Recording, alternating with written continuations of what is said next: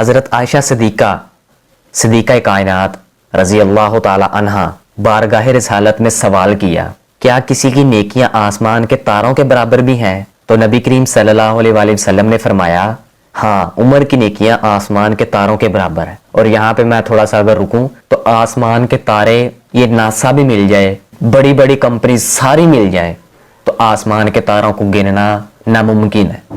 جس طرح سر کے بالوں کو گننا ناممکن ہے، درخت کے پتوں کو گننا ناممکن ہے، صحرا میں ریت کے ذروں کو گننا ناممکن ہے، اسی طرح آسمان کے تاروں کو گننا ناممکن ہے۔ تو یہ شان ہے حضرت عمر رضی اللہ تعالیٰ عنہ کی نیکیوں کی۔ تو انہوں نے دوبارہ عرض کی حضرت ابوبکر کی نیکیوں کا پھر کیا حال ہوگا؟ تو نبی کریم صلی اللہ علیہ وآلہ وسلم نے ارشاد فرمایا عمر کی تمام